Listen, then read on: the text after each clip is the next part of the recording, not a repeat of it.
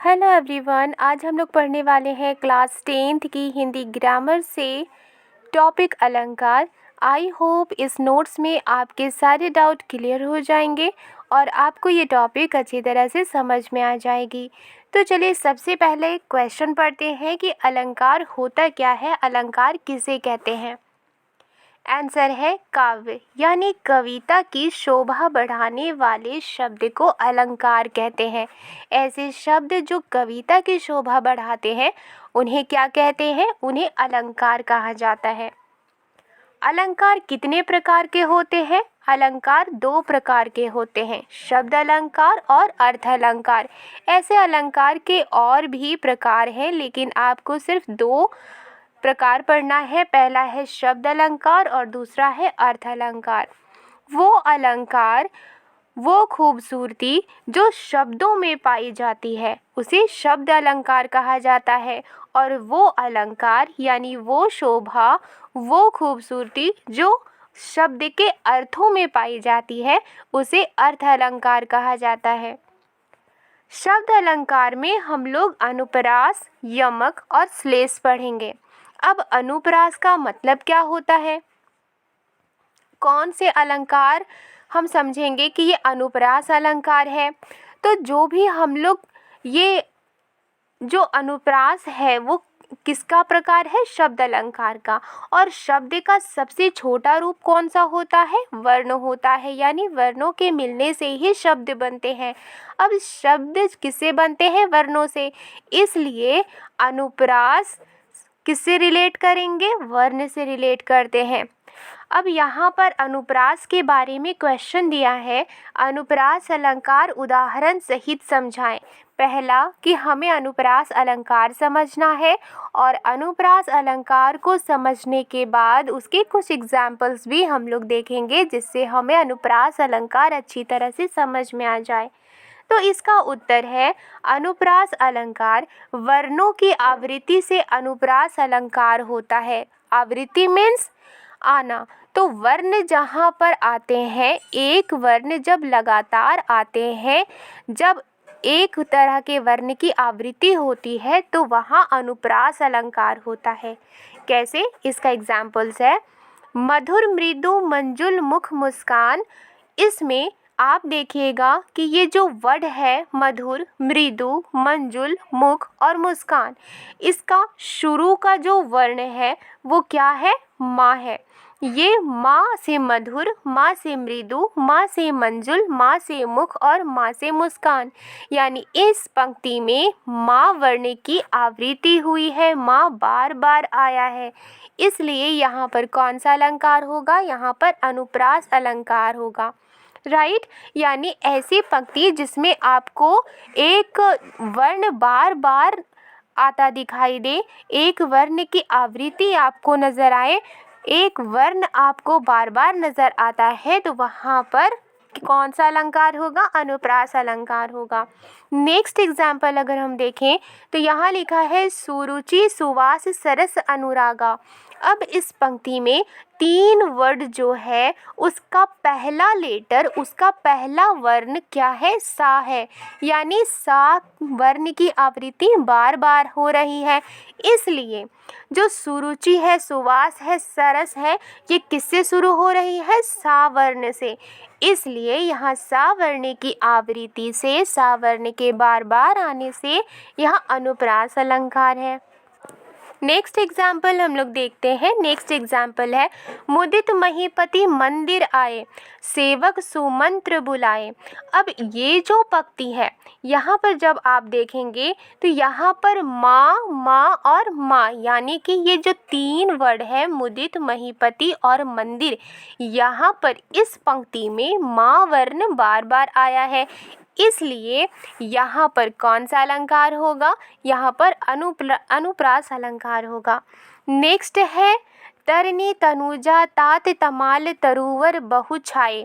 अब यहाँ पर भी इस पंक्ति में भी ता वर्ण बार बार आया है, इसलिए यहाँ पर अनुप्रास अलंकार होगा। नेक्स्ट है मधुर मधुर मुस्कान मनोहर मनुज वेश का उजियाला। इन पंक्तियों में अगर आप गौर करें तो यहाँ पर मधुर मधुर मुस्कान मनोहर मनुज, इन सारे शब्दों का पहला लेटर, पहला वर्ण क्या है? माँ है, और ये माँ से शुरू हो रहा है, इसलिए यहाँ पर अनुप्रास अलंकार होगा। आई होप अनुप्रास अलंकार आपको अच्छी तरह से समझ में आ गई है। अब हम लोग यमक अलंकार के बारे में पढ़ेंगे। क्वेश्चन है यमक अलंकार उदाहरण सहित समझाएं। उदाहरण मीन्स एग्जाम्पल्स के साथ समझाएं। इसका आंसर है यमक अलंकार जब किसी वाक्य में एक ही शब्द दो बार आए और दोनों बार उसके मतलब अलग अलग हों तो उसे यमक अलंकार कहते हैं। यानी कि कोई ऐसा वाक्य है, कोई ऐसी पंक्ति है जिसमें एक ही शब्द दो बार आता हो और दोनों बार उसके मतलब, उसके मीनिंग अलग अलग हों तो उसे यमक अलंकार कहते हैं। एग्जाम्पल्स, काली घटा का घमंड घटा। यहाँ पर आप देखेंगे तो घटा शब्द दो बार आया है। एक घटा का मतलब है बादल और दूसरे घटा का मतलब है घट जाना, तो यहाँ पर क्या होगा? यहाँ पर यमक अलंकार होगा। राइट। नेक्स्ट एग्जाम्पल अगर हम देखें तो यहाँ है कनक कनक ते 100 गुनी मादकता अधिकाए, वा खाए बौराए नर वा पाए बौराए। यहाँ पर कनक कनक दो बार यूज़ हुआ है, लेकिन ये जो शब्द है कनक, उसके अलग अलग माने हैं। एक कनक का मतलब है धतूरा और दूसरे कनक का मतलब है सोना।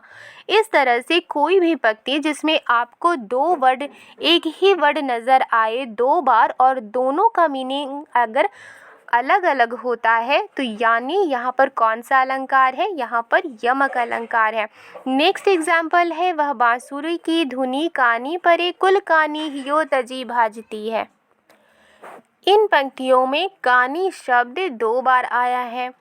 अब एक कानी का मतलब है कान और दूसरे कानी का मतलब है मर्यादा। राइट। नेक्स्ट एग्जाम्पल है जेते तुम तारे तेते नभ में ना तारे हैं।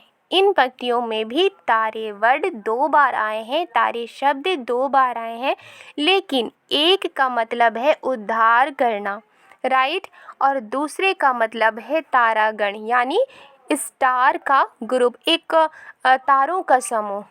नेक्स्ट है श्लेष अलंकार उदाहरण सहित समझाएं। अब श्लेष का मतलब क्या होता है? श्लेष का मतलब है चिपका हुआ, राइट, यानी एक वर्ड जिसके बहुत से माने हों। श्लेष अलंकार जब शब्द एक ही बार आए लेकिन उसके अर्थ अलग अलग निकाले जाएं उसे श्लेष अलंकार कहते हैं। यानी ऐसा शब्द जो एक पंक्ति में हो लेकिन उसके जो मीनिंग है वो अलग अलग हो, राइट, उसे श्लेष अलंकार कहा जाता है। एग्जाम्पल, चरण धरत चिंता करत चितवत चार हूँ और सुबीरन को खोजत फिरे कवि वे भिचारी चोर।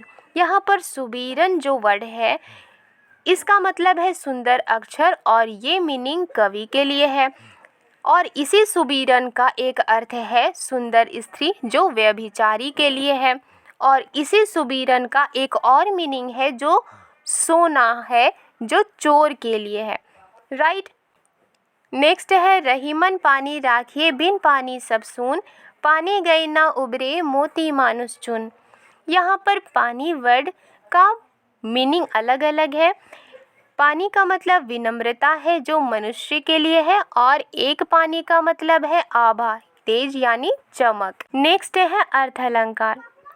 अर्थ अलंकार में हम लोग पढ़ेंगे उपमा, रूपक, उत्प्रेक्षा, अतिशयोक्ति और मानवीकरण। सबसे पहले हम लोग पढ़ेंगे उपमा अलंकार। तो उपमा अलंकार किसे कहते हैं? उपमा अलंकार उदाहरण सहित समझाएं। उपमा अलंकार, उपमा का सरल अर्थ होता है तुलना करना, यानी कंपेयर करना। जब दो वस्तुओं या व्यक्ति की तुलना होती है, दो चीज़ों की तुलना होती है या फिर दो व्यक्तियों की तुलना होती है, इस तरह के जो तुलना होती है उसे उपमा अलंकार कहते हैं। जैसे मुख चंद्रमा सा सुंदर है, कर कमल सा कोमल है, यानी जो मुख है वो कैसा है? चांद जैसा। यहाँ पर कंपेयर किया जा रहा है, तो यहाँ पर क्या होगा? यहाँ पर होगा उपमा अलंकार, राइट। एक और हिंट है जिससे हम समझ सकते हैं उपमा अलंकार को कि इनके बीच में योजक चिन्ह होता है और योजक चिन्ह के जस्ट बाद सा, सी, से, सम या सरिस होता है, वह उपमा अलंकार होगा। एग्जाम्पल, हरि पद कोमल कमल से। यहाँ पर जो कमल से है, यहाँ पर कमल से है, कमल के जस्ट बाद योजक चिन्ह है और योजक चिन्ह के जस्ट बाद से है, तो यहाँ पर क्या होगा, यहाँ पर उपमा अलंकार होगा। राइट। नेक्स्ट है रूपक अलंकार, उदाहरण सहित समझाएं। रूपक अलंकार किसे कहते हैं? जब दो व्यक्ति या वस्तुओं को एक समान बताया जाता है उसे रूपक अलंकार कहते हैं। दो व्यक्तियों को या दो वस्तुओं को एक जैसा बताया जाता है, वहाँ रूपक अलंकार होगा। एग्जाम्पल, उदित उदय गिरि मंच पर रघुवर बाल पतंग। गिरि मंच, रघुवर बाल, यहाँ रूपक अलंकार है। यहाँ पर रूपक अलंकार पहचानने का एक और ट्रिक है कि दो वर्ड के बीच में योजक चिन्ह होता है। राइट। यहाँ पर हमने क्या देखा था, यहाँ पर हमने उपमा में देखा था कि योजक चिन्ह तो होता है लेकिन जस्ट उसके बगल में क्या होता है, सा, सी, से, सम, सरिस अगर हो तो यहाँ उपमा अलंकार होगा। लेकिन रूपक अलंकार में योजक चिन्ह तो होता है लेकिन उसके बगल में सा, सी, सी नहीं होता, कोई दूसरा वर्ड होता है, लेकिन उनके बगल में सा, से, सी नहीं होता। एग्जाम्पल, यहाँ पर रघुवर बाल, यहाँ पर रघुवर और बाल के बीच में योजक चिन्ह है। गिरि मंच, रघुवर बाल, यहाँ पर इनके बीच में योजक चिन्ह है, ये क्या होगा, ये रूपक अलंकार होगा। नेक्स्ट एग्जाम्पल, मैया मैं तो चंद्र खिलौना ले हूँ। चंद्र खिलौना में बीच में योजक चिन्ह है और चांद को कंपेयर किया गया है खिलौना से, तो इसलिए यहाँ पर रूपक अलंकार होगा। नेक्स्ट है उत्प्रेक्षा अलंकार, उदाहरण सहित समझाएं। उत्प्रेक्षा अलंकार किसे कहते हैं? जब किसी पंक्ति में मानो, मनो, मनु, मनो, मनहु, जानो, जनु, जनहो जैसे ज्यों हो, वह उत्प्रेक्षा अलंकार है। अब कोई ऐसा पंक्ति है जिसमें मानो, मनो, मनु, मनो, मनहु, जानो, जनु, जनहो जैसे ज्यों ये वर्ड आपको दिखे, आप वहाँ पर उत्प्रेक्षा अलंकार समझिएगा, यानी वहाँ पर कौन सा अलंकार होगा, वहाँ पर उत्प्रेक्षा अलंकार होगा। एग्जाम्पल, नेत्र मानो कमल है, बीच में मानो आ रहा है इसलिए यहाँ पर नेत्र कैसा है, मानो नेत्र कमल है। राइट। तो यहाँ क्या होगा, यहाँ पर कौन सा अलंकार होगा, उत्प्रेक्षा अलंकार होगा। नेक्स्ट है सोहत ओढ़े पीत पट श्याम सलोने गात। मनहु नीलमणि शैल पर आतप परियो प्रभात। यहाँ पर मनहु है इसलिए यहाँ पर कौन सा अलंकार होगा, यहाँ उत्प्रेक्षा अलंकार होगा। नेक्स्ट है अतिशयोक्ति अलंकार, उदाहरण सहित समझाएं। अतिशयोक्ति अलंकार, जब किसी की अत्यंत प्रशंसा करते हुए बहुत बढ़ा चढ़ाकर बात की जाए उसे अतिशयोक्ति अलंकार कहते हैं। अब किसी की तारीफ की जा रही है लेकिन बहुत बढ़ा चढ़ाकर उसकी तारीफ की जा रही है, वहाँ पर कौन सा अलंकार होगा, अतिशयोक्ति अलंकार होगा। एग्जाम्पल, आगे नदियाँ पड़ी अपार, घोड़ा कैसे उतरे पार, राणा ने सोचा इस पार, तब तक चेतक था उस पार। यहाँ पर चेतक की जो तारीफ है वो बहुत बढ़ा चढ़ा कर की जा रही है, इसलिए यहाँ पर कौन सा अलंकार होगा, यहाँ पर अतिशयोक्ति अलंकार होगा। नेक्स्ट है हनुमान की पूंछ में लग न पाई आग, लंका सारी जल गई, गए निशाचर भाग। निशाचर मीन्स राक्षस, यानी कि हनुमान की पूंछ में अभी आग लग ही नहीं पाई थी लेकिन उससे पहले लंका सारी जल गई थी। तो यहाँ पर जो तारीफ की जा रही है वो बढ़ा चढ़ाकर तारीफ की जा रही है, इसलिए यहाँ पर कौन सा अलंकार होगा, यहाँ पर अतिशयोक्ति अलंकार होगा। नेक्स्ट क्वेश्चन है मानवीकरण अलंकार, उदाहरण सहित समझाएं। मानवीकरण अलंकार, जब प्राकृतिक वस्तुओं जैसे पेड़ पौधे बादल आदि में मानवीय भावनाओं का वर्णन हो, यानी निर्जीव चीज़ों में सजीव होना दर्शाया जाए, उसे मानवीकरण अलंकार कहते हैं। एग्जाम्पल, फूल हंसे कलियां मुस्काई। फूल हंसे, अब फूल हंसती तो है नहीं, हंसता कौन है, मानव, मनुष्य। यहाँ पर फूल के बारे में कहा गया है कि फूल यहाँ पर कलियां मुस्कुराती तो है नहीं, लेकिन फिर भी कलियों को मानव की तरह बताया गया है कि वो कलियां मुस्काई। यहाँ पर कौन सा अलंकार होगा? यहाँ पर मानवीकरण अलंकार होगा। नेक्स्ट है मेघ आए बड़े बन ठन के सवर के। यहाँ पर मेघ के बारे में क्या बताया गया है कि वो बड़े बन ठन के सवर के आए हैं, तो यहाँ पर कौन सा अलंकार होगा? मानवीकरण अलंकार होगा। राइट। आई होप आपको अलंकार समझ में आ गई है। समझ में आई है तो लाइक एंड सब्सक्राइब करना मत भूलिएगा। मिलती हूँ नेक्स्ट वीडियो में। Thank you.